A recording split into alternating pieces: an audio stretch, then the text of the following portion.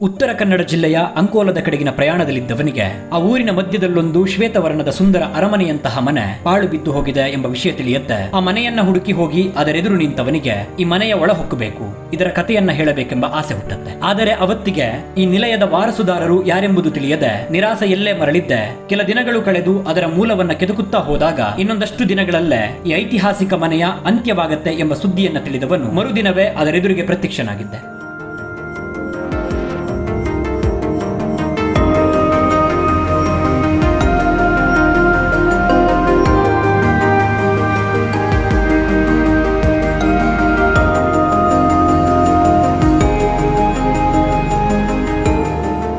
ಪುರಾತನ ಮನೆಯೊಳಗೆ ಕಾಲಿಡ್ತಾ ಇದ್ದೀವಿ.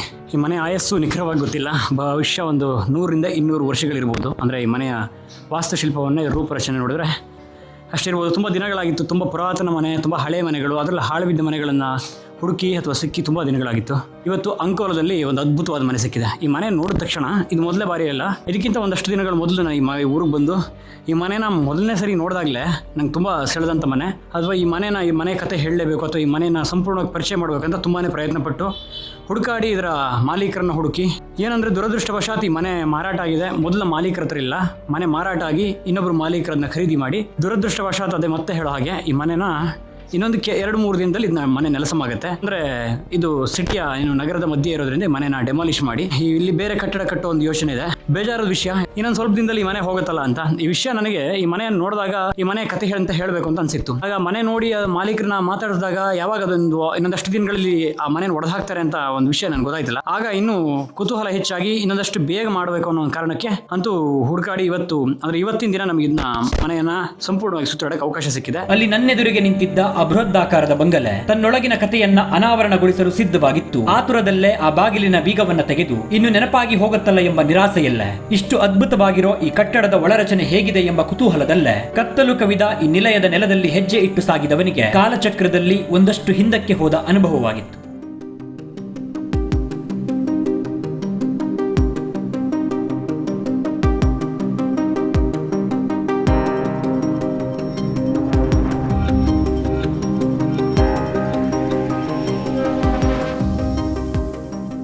ಪುರಾತನ ಮನೆ ಅಂದರೆ ಇಲ್ಲಿ ಬಳಸಿರೋದು ಈ ಇಟ್ಟಿಗೆಗಳನ್ನು ಜಂಬಿಟ್ಟಿಗೆಗಳನ್ನು ಹಾಗೆ ಸುಣ್ಣ ಬೆಲ್ಲ ಇದು ಮಿಶ್ರಿತ ಗಾರೆಯನ್ನು ಬಳಸಿ ಕಟ್ಟಿರುವಂಥ ಮನೆ. ಒಂದು ಸ್ವಲ್ಪ ಎಲ್ಲೋ ಅಲ್ಲಿ ವಸ್ತುಗಳನ್ನು ಬಳಸಿರೋ, ಹೊಸ ವಸ್ತುಗಳನ್ನು ಬಳಸಿರೋ, ಇತ್ತೀಚಿನ ವಸ್ತುಗಳನ್ನು ಬಳಸಿರೋದು ಹೊರತು ಎಲ್ಲ ಪೀಠೋಪಕರಣಗಳು ಏನು ನೋಡ್ತೀವಲ್ಲ ಇದೆಲ್ಲದೂ ಕೂಡ ತುಂಬ ಪುರಾತನವಾಗಿರೋದು. ಇದು ಮೊದಲ ಅಂತಸ್ತು. ಇಲ್ಲಿ ಅಡಿಗೆ ಕೋಣೆಗಳು ಅಥವಾ ಈ ಊಟದ ಹಾಲು ಈ ಥರದ ಇರುವಂಥ ಜಾಗ ಇದು. ಕೆಲವಾರು 16 ಕೋಣೆಗಳಿದ್ದಾವೆ. ಅಂದರೆ ಈ ಸಂಪೂರ್ಣ ಮೇಲೆ 16 ಕೋಣೆಗಳಿದೆ.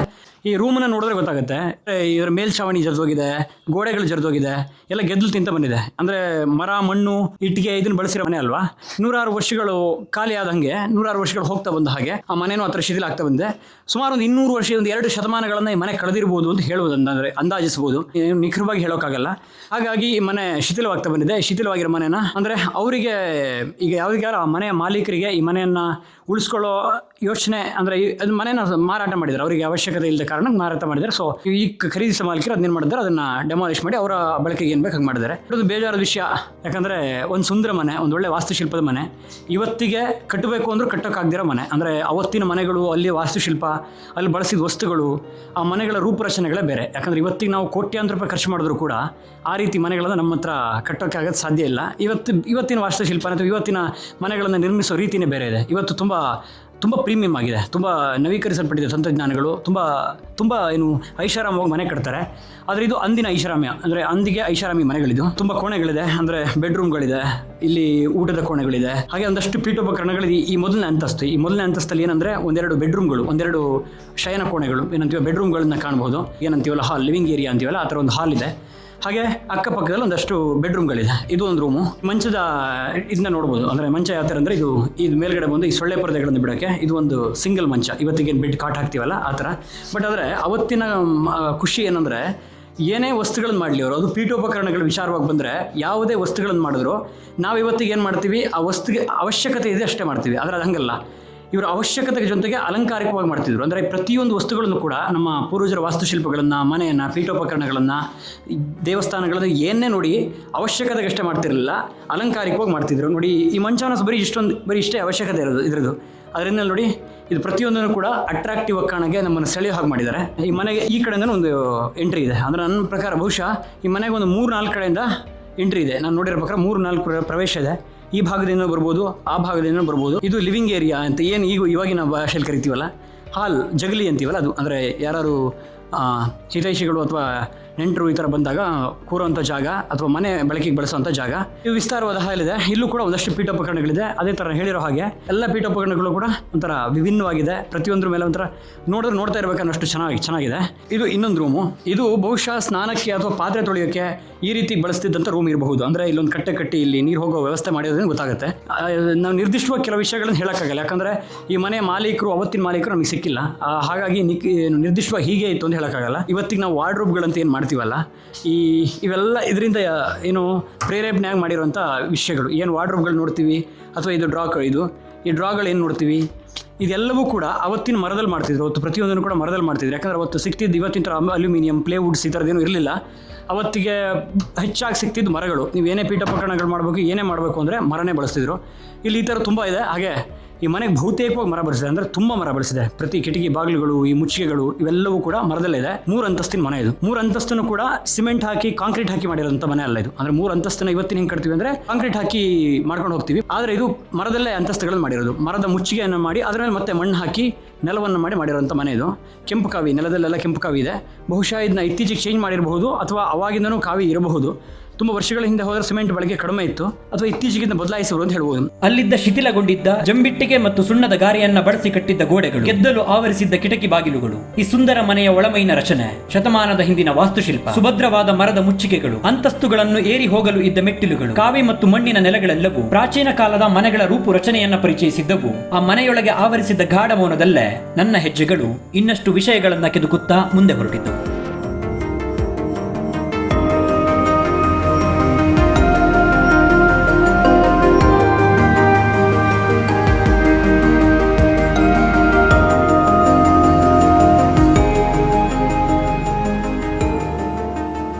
ಇದಿಷ್ಟು ಮೊದಲನೇ ಅಂತಸ್ತಲ್ಲಿ ಒಂದಿಷ್ಟು ವಿಷಯಗಳಿದೆ.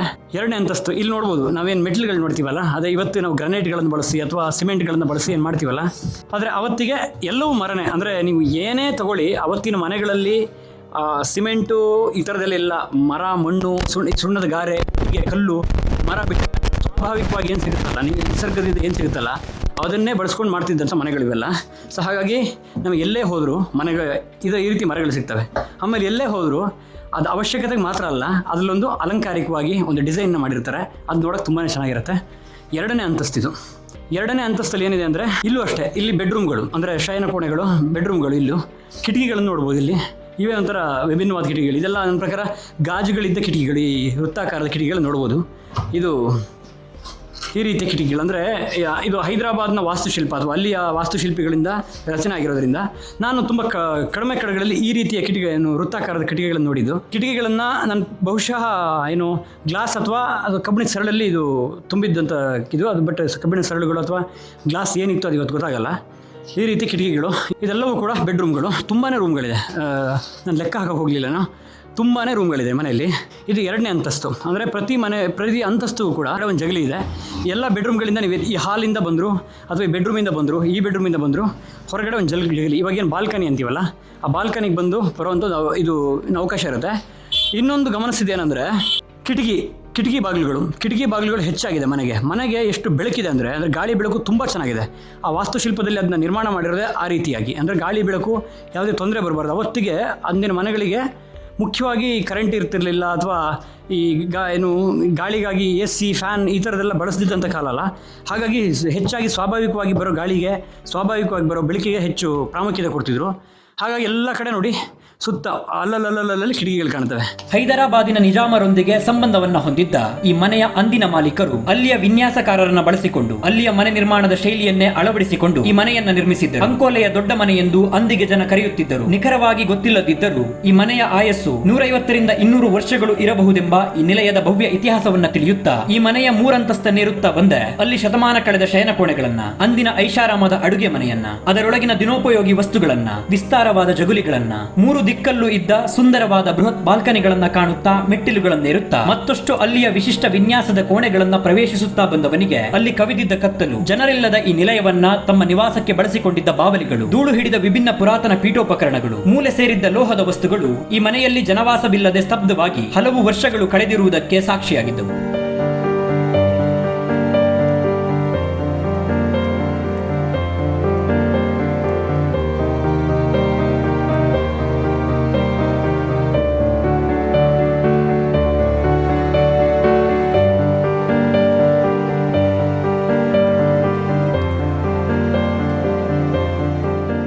ಇದು 3ನೇ ಅಂತಸ್ತು. ಇದು ಅಷ್ಟೇ ಒಂಥರ ಈ ಒಳ್ಳೆ ಸಭಾಗೃಹ. ಇದು ಒಂದು ದೊಡ್ಡ ಹಾಲ್. ಇದು ಅಂದರೆ ತುಂಬ ಜನ ಬಂದರೆ ಅಥವಾ ತುಂಬ ಜನ ಉಳ್ಕೊಳ್ಳೋ ಸಮಯದಲ್ಲಿ ಅವ್ರು ಮಲ್ಗೋತಾ ಅಂತ ರೂಮ್ಗಳು, ಅಥವಾ ಈಗ ಗೊತ್ತಿರುತ್ತಲ್ಲ, ಈಗ ಮನೆ ಅಂದಾಗ 10 ಜನರಿಗೆ, ಮನೆಯವರಿಗೆ 1, 2, 3, 4 ಜನ ಇದ್ದರೆ ರೂಮ್ಗಳಲ್ಲಿ ವ್ಯವಸ್ಥೆ ಮಾಡ್ಬೋದು. ಅಥವಾ 10 ಜನಗಳಿದ್ದರೆ ಈ ರೀತಿ ಹಾಲ್ಗಳಿರ್ತಿತ್ತು ಅವಾಗಿಂದನು. ಅಂದರೆ ಅವರಿಗೆ ವ್ಯವಸ್ಥೆ, ಮಲ್ಗೋ ವ್ಯವಸ್ಥೆಗಳು ಈ ಥರದ್ದು ಮಾಡೋಕ್ಕೆ ಈ ರೀತಿ. ಇದು 3ನೇ ಅಂತಸ್ತಿದು. 3ನೇ ಅಂತಸ್ತಲ್ಲಿ ಈ ಥರ ವಿಸ್ತಾರವಾದ ಹಾಲಿದೆ. ಎಷ್ಟು ದೊಡ್ಡದಾಗಿದೆ ಅಂದರೆ ಇಲ್ಲೊಂದು 50 ಜನ ಆರಾಮಾಗಿ ಮಲಗ್ಬೋದು. ಅಷ್ಟು ದೊಡ್ಡದಾಗಿದೆ ಮನೆ. ಅಂದರೆ ಒಳ್ಳೆ ಒಂದು ಛತ್ರ ಇದ್ದಂಗೆ ಇದೆ. ಆ ರೀತಿ ವ್ಯವಸ್ಥೆ ಮಾಡಿದ್ರು ಅನ್ಸುತ್ತೆ. ಇಲ್ಲೂ ಅಷ್ಟೇ ಎಲ್ಲ ಕಡೆನೂ ಗಾಳಿ ಬೆಳಕಿಗೆ ಕಿಟಕಿಗಳನ್ನು, ಅದು ಒಂದು ಅಲಂಕಾರಿಕವಾಗೂ ಹೌದು, ಜೊತೆಗೆ ಗಾಳಿ ಬೆಳಕಿಗೂ ಹೌದೆ. 16 ಕಿಟಕಿಗಳನ್ನ ಇಟ್ಟಿದ್ದಾರೆ. ಒಂದೊಂದೇ ಕೋಣೆಗಳಿಗೆ 16 ಕಿಟಕಿಗಳನ್ನ ಇಟ್ಟಿದ್ದಾರೆ. ಯಾಕೆ ಅಂದರೆ ಮುಖ್ಯವಾಗಿ ಗಾಳಿ ಮತ್ತು ಬೆಳಕಿಗೆ. ಇದು ಕೊನೆಯ ಅಂತಸ್ತು. ಮರದ ಮೇಲ್ಛಾವಣಿ, ಎಲ್ಲ ಹಂಚುಗಳನ್ನು ಹಾಕಿದ್ದಾರೆ. ಅಂದರೆ ಅವತ್ತಿಗೆ ಮಣ್ಣಿನ ಹಂಚುಗಳೇನು ಬರುತ್ತಲ್ಲ, ಆ ಮಣ್ಣಿನ ಹಂಚುಗಳನ್ನು ಬಳಸಿದ್ದಾರೆ. ಸಂಪೂರ್ಣ ಮರದ ಮೇಲ್ಛಾವಣಿ. ಒಂದು 2 ಶತಮಾನಗಳನ್ನು ಕಳೆದಿರ್ಬೋದು ಈ ಮನೆ. 2 ಶತಮಾನಗಳು ಉರುಳಿರ್ಬೋದು ಈ ಮನೆಯ ನಿರ್ಮಾಣ ಆಗಿ. ಹಾಗಾಗಿ ಒಂದು ಹಂತಕ್ಕೆಲ್ಲ ಹಾಳಾಗ್ತಾ ಬಂದಿದೆ. ಈ ಹಂಚು ಮರ ಬಳಸಿ ಮಾಡಿದ್ರೆ ಇದಾಗುತ್ತೆ. ಅಂದರೆ ಕ್ರಮೇಣ ಗೆದ್ದಲು ತಿಂತ ಬರುತ್ತೆ. ಒಂದು ಕಡೆ ಅದು ಹಾಳಾಗಿ ಸ್ಟಾರ್ಟ್ ಆದರೆ ಬರ್ತಾ ಅದರ ಪ್ರಮಾಣ ಜಾಸ್ತಿ ಆಗ್ತಾ ಒಂದೊಂದು ದಿನ ಸಂಪೂರ್ಣ ನಾಶ ಆಗುತ್ತೆ. ಆದರೆ ಈ ರೀತಿ ಮನೆಗಳನ್ನು ಉಳಿಸ್ಕೊಳ್ಳೋಕೆ ಹೆಚ್ಚಾಗಿ ಪ್ರಯತ್ನ ಪಡ್ಬೇಕು. ನಾವು ಕಳ್ಕೊತಾ ಇದ್ದೀವಿ. ಯಾಕಂದರೆ ಮತ್ತೊಂದು ಸರಿ ಕಟ್ಟೋಕ್ಕಾಗಲ್ಲ. ಅಥವಾ ಹೊಸದಾಗಿ ಅದೆಷ್ಟೇ ಮನೆ ಕಟ್ಟಿದ್ರು, ಅಥವಾ ಇವತ್ತಿನ ಕಾಲಕ್ಕೆ ಇದೇ ರೀತಿಯ ಒಂದು ಮನೆ ಕಟ್ಟಿದ್ರು ಆ ಬೆಲೆ ಬರಲ್ಲ. ಈ ಮನೆಗೆ ಇರೋ ಬೆಲೆ ಅದನ್ನ ತರೋಕ್ಕಾಗಲ್ಲ. ಯಾಕಂದರೆ 100 ವರ್ಷಗಳನ್ನು 10 ದಶಕಗಳನ್ನು ನೋಡಿರೋಂಥ ಮನೆ ಇದು. ಒಂಥರ ನನಗೆ ತುಂಬಾ ಇಷ್ಟ ಆಯಿತು. ಒಂಥರ ಅದ್ಭುತವಾಗಿದೆ. ಅಂದರೆ ಬೃಹದಾಕಾರದ ಮನೆ. ಒಳ್ಳೆ ಬರೀ ಮನೆ ಅಂದರೆ ಸಾಕಾಗಲ್ಲ, ಒಂಥರ ಅರಮನೆ ರೀತಿಯೇ ಇದೆ. ಮತ್ತೊಂದು ಅಂದರೆ ಹೊರಗಡೆ ತುಂಬ ಶೆಕೆ ಇದೆ ಮನೆ. ಅಂದರೆ ಈ ಮನೆಯಿಂದ ಹೊರಗಡೆ ಅಂಕೋಲ, ಈ ಮನೆ ಇರೋ ಒಂದು ಜಾಗ ಬಂದು ಅಂಕೋಲದಲ್ಲಿ ಸಮುದ್ರ ಹತ್ತಿರ ಇರೋದು, ಅರಬ್ಬಿ ಸಮುದ್ರ ಇಲ್ಲಿ ಹತ್ತಿರದಲ್ಲಿರೋದ್ರಿಂದ ಶೆಕೆ ಅಂತೂ ಇಲ್ಲಿ ಯಥೇಚ್ಛವಾಗಿದೆ. ಆದರೆ ಶೆಕೆ ಇಲ್ಲಿ ಮನೆ ಒಳಗೆ ಬಂದರೆ ಅಷ್ಟು ಶೆಕೆ ಗೊತ್ತಾಗಲ್ಲ. ಮನೆ ಆಚೆ ಹೋದರೆ ಗೊತ್ತಾಗುತ್ತಲ್ಲ, ಅಷ್ಟು ಶೆಕೆ ಇಲ್ಲಿ ಗೊತ್ತಾಗಲ್ಲ. ಕಾರಣ ಏನಂದರೆ ಹಂಚಿನ ಮನೆ ಅಥವಾ ಮಣ್ಣಿನ ಮನೆ. ಆವತ್ತಿನ ಕಾಲಕ್ಕೆ ಯಾವುದೇ ಎಲೆಕ್ಟ್ರಾನಿಕ್ಸ್ಗಳು ಇಲ್ಲದೇ ಇರೋ ಹೊತ್ತಲ್ಲಿ ಈ ರೀತಿಯೇ ಅಂದರೆ ಮನೆಗಳನ್ನು ಮಾರ್ಪಾಡು ಮಾಡಿ ಅದನ್ನಂದರೆ ಈ ಬೇಸಿಗೆಯಿಂದ, ಚಳಿ, ಮಳೆ, ಗಾಳಿಯಿಂದ ರಕ್ಷಣೆ ಪಡೆಯೋಕ್ಕೆ ಮಾಡ್ತಾಯಿದ್ರು. ಒಂಥರ ಚೆನ್ನಾಗಿದೆ. ಇದು ಇನ್ನೊಂದು ಕೋಣೆ. ಅವತ್ತಿಗೆ ಮನುಷ್ಯರು ಬದುಕಿದ್ದಂದು ಕೋಣೆ. ಆದರೆ ಇವತ್ತಿಗೆ ಸಂಪೂರ್ಣವಾಗಿ ಬಾವಲಿಗಳು ಬಾಡಿಗೆ ಇದ್ದಂಗಿದೆ ಈ ಮನೆಯಲ್ಲಿ. ಇದು ಇನ್ನೊಂದು ದಿಕ್ಕಿಗೆ, ಮನೆಯ 3 ದಿಕ್ಕಿಗೂ ಕೂಡ ಬಾಲ್ಕನಿ ಅಂತ ಏನು ಕರಿತೀವಲ್ಲ ನಾವು ಇವತ್ತಿಗೆ, ಅದಿದೆ. ಒಂಥರ ನೋಡಿದ್ರೆ ಬರೀ ಮನೆ ಅಲ್ಲಪ್ಪ, ಇದು ಒಂಥರ ಅರಮನೆ ಥರನೇ ಕಾಣಿಸುತ್ತೆ. ಮನೆಯ 3 ದಿಕ್ಕುಗಳಲ್ಲೂ ಕೂಡ ಈ ಥರ ಏನು ಬಾಲ್ಕನಿಗಳಿದೆ. ಅದರಲ್ಲೂ ವಿಸ್ತಾರವಾಗಿ ಯಾವುದೋ ಕೋಣೆಗಳಿಂದ ಅಥವಾ ಎಲ್ಲ ಕೋಣೆಗಳಿಂದ ಹಾಲಿಂದ ಆಚೆ ಬಂದರೆ ಈ ಬಾಲ್ಕನಿಗೆ ಬರಬೇಕು. ಸಮೃದ್ಧ ಗಾಳಿ ಬೆಳಕಿಗಾಗಿ ನಿರ್ಮಿಸಿದ ಪ್ರತಿ ಕಿಟಕಿಗಳ ಕದ ತೆಗೆದರೆ ಆಚೆಗೆ ಬೆಳೆದು ನಿಂತಿದ್ದ ಆಧುನಿಕತೆಯಿಂದ ತುಂಬಿದ್ದ ಜಗತ್ತು ಕಾಣುತ್ತಿತ್ತು. ಒಳಗಿನ ಪ್ರಾಚೀನತೆಯ ಲೇಪವಿದ್ದ ಈ ನಿಲಯದ ವಾತಾವರಣ, ಅಲ್ಲಡಗಿದ್ದ ಗಾಢ ಮೌನ ಕಾಲ ಬದಲಾಗಿದೆ ಎಂದು ಹೇಳಿದಂತಿತ್ತು. ಅದೆಷ್ಟೇ ಈ ಮನೆಯ ಕುತೂಹಲಕಾರಿ ವಿಷಯಗಳನ್ನ ತಿಳಿಯುತ್ತಾ ಮುಂದುವರಿಯುತ್ತಿದ್ದರೂ 2-3 ತಲೆಮಾರುಗಳನ್ನ ಕಂಡ ಈ ಮನೆಯ ಯುಗಾಂತ್ಯವಾಗಿ ಇತಿಹಾಸದ ಪುಟ ಸೇರುತ್ತೆ. ಇನ್ನೇನು ಕೆಲ ದಿನಗಳಲ್ಲೇ ಈ ಭವ್ಯವಾದ ಮನೆ, ಅದರ ಅಸ್ತಿತ್ವಗಳೆರಡು ನೆಲಕ್ಕುರಳುತ್ತೆ. ನಂತರ ಬರೀ ನೆನಪಾಗಿ ಉಳಿಯತ್ತೆಂಬ ಕಹಿ ಸತ್ಯ ಇಲ್ಲಿ ಕಳೆದ ಪ್ರತಿ ಕ್ಷಣವೂ ಕಾಡದೆ ಇರಲಿಲ್ಲ. ಈ ಮನೆಯ ಗೋಡೆ ಮೇಲ್ಚಾವಣಿಗಳು ಶಿಥಿಲವಾಗುತ್ತಾ ಬಂದಿವೆ. ಮೊದಲ ಮಾಲೀಕರಿಂದ ಮಾರಾಟವಾಗಿ ಈ ಮನೆ ಇನ್ನೊಬ್ಬರ ಕೈ ಸೇರಿದೆ. ಅವರ ಅವಶ್ಯಕತೆಗೆ ಅನುಗುಣವಾಗಿ ಬಳಸಿಕೊಳ್ಳುತ್ತಾರೆಂಬ ಸತ್ಯವನ್ನ, ಈ ಮನೆಯನ್ನ ನೆಲಸಮಗೊಳಿಸಿ ಇನ್ಯಾವುದೋ ಕಟ್ಟಡ ಇಲ್ಲಿ ತಲೆ ಎತ್ತಿ ನಿಲ್ಲತ್ತೆ ಅನ್ನೋ ಸತ್ಯವನ್ನ ಒಪ್ಪದೆಯೂ ಇರೋ ಹಾಗಿಲ್ಲ. ಇದೆಲ್ಲ ನೋಡಿದ್ರೆ ಇದು ಸಿಮೆಂಟಲ್ಲಿ ಮಾಡಿರೋ ಥರ ಕಾಣಿಸಲ್ಲ. ಅಂದರೆ ಈ ಸುಣ್ಣದ ಗಾರೆಯನ್ನು ಮಾಡಿರೋ ಒಂದು ಮರಳು, ಸುಣ್ಣ ಈ ಥರದ್ದೆಲ್ಲ ಬಳಸಿ ಅವತ್ತಿ ಮಾಡ್ತಿದ್ದಂಥ ಗಾರೆ ಇದು. ಸುಣ್ಣದ ಗಾರೆ ಆಗಿರೋದಕ್ಕೆ ಇಷ್ಟು ಟೈಮ್ ಅದು ಬಾಳಿಕೆ ಬಂದಿದೆ. ಆದರೆ ಏನು ಮಾಡೋದು, ಕಾಲ ಉಳ್ಳದಂಗೆ ಅಥವಾ ಕಾಲ ಹೋದಂಗೆ ಎಲ್ಲವೂ ನಾಶ ಆಗ್ತಾನೆ ಬರ್ತವೆ. ಇನ್ನೇನು ಕೆಲ ದಿನಗಳಲ್ಲಿ ಈ ಮನೆದು ಅವಶೇಷಗಳು ಸಿಗಲ್ಲ. ಯಾವ ಒಂದು ವಸ್ತು ಕೂಡ ಸಿಗಲ್ಲ. ಈ ಮನೆಯ ಒಂದು ಇಟ್ಟಿಗೆಗಳು ಕೂಡ ಸಿಗಲ್ಲ. ಸಂಪೂರ್ಣವಾಗಿ ಮನೆಯನ್ನು ನೆಲಸಮ ಮಾಡಿ ಅದನ್ನು ಸಾಗಿಸ್ತಾರೆ. ಇಲ್ಲಿ ಬೇರೆ ಕಟ್ಟಡಗಳು ಎದ್ದು ನಿಲ್ತವೆ, ಅಥವಾ ಈ ಮನೆ ಇತ್ತು ಅನ್ನೋದಕ್ಕೆ ಒಂದು ಸಾಕ್ಷಿ ಕೂಡ ಸಿಗಲ್ಲ.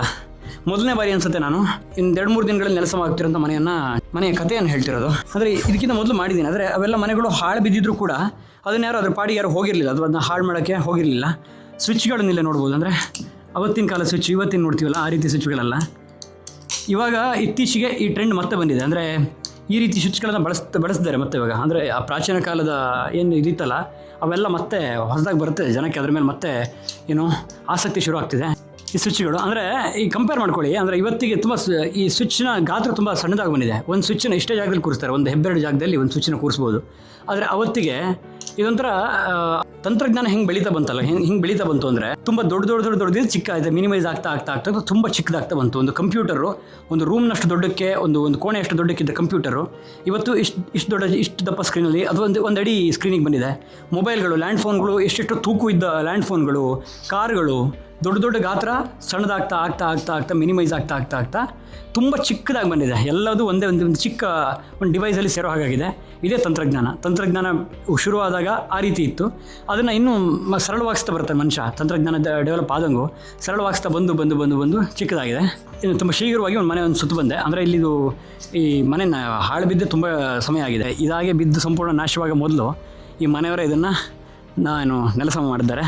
ಬೇಸರದ ಸಂಗತಿ, ಬಟ್ ಅವರವರ ಆಸ್ತಿ ಅಂದಾಗ ಅದು ಅವರವರ ಇಷ್ಟ, ಅವ್ರು ಏನು ಬೇಕಾದ್ರೆ ಮಾಡ್ಕೋಬೋದು. ಇದೆಲ್ಲ ನೋಡಿ ಇವಾಗೇನು ನಾವು ಮಾಡ್ತೀವಲ್ಲ, ಅಂದರೆ ಈ ಥರ ಮೇಲ್ಗಡೆ ಒಂದು ಬಾಲ್ಕನಿ, ಅದರ ಕೆಳಗಡೆ ವೆಹಿಕಲ್ಗಳನ್ನ ನಿಲ್ಲಿಸೋಕ್ಕೆ ಶೆಡ್ ಥರ ಏನು ಮಾಡ್ತೀವಲ್ಲ, ಆ ವಾಸ್ತುಶಿಲ್ಪ ಅಥವಾ ಆ ಟೆಕ್ನಾಲಜಿ, ಆ ರೀತಿಯ ರಚನೆಗಳು ಇವತ್ತಲ್ಲ 10 ವರ್ಷಗಳ ಹಿಂದೆ ಬಂದಿದೆ. ಒಂದು ಅರಮನೆ ಅಂತ ಅನ್ಸುತ್ತೆ, ಒಂದು ಬರೀ ಮನೆ ಅನ್ಸಲ್ಲ. ಇವತ್ತಿಗೆ ಫುಲ್ ನಾಶ ಆಗ್ತಾ ಬಂದಿದೆ. ಒಂದು ಕಡೆಯಿಂದ ಶುರುವಾಗಿದೆ, ಈ ಭಾಗ ಆದಷ್ಟು ಹಾಳಾಗಿದೆ. ಹಂಚುಗಳೆಲ್ಲ ಮಳೆಯಲ್ಲಿ ಸೋರಿ ಈ ಥರದಾಗಿ ಅದು ಹಾಗೆ. ಅಂದರೆ ನಾಶ ಆಗಕ್ಕೆ ಶುರುವಾಯಿತು ಅಂದರೆ ಎಲ್ಲವೂ ಅಷ್ಟೇ. ಒಂದು ಮನೆ ಆಗಿರ್ಬೋದು, ಒಂದು ಸಾಮ್ರಾಜ್ಯ ಆಗಿರ್ಬೋದು, ಯಾವುದೇ ಆಗಿರ್ಬೋದು, ಒಂದು ಸಣ್ಣ ವಿಷಯದಿಂದ ಶುರು ಆಗುತ್ತೆ.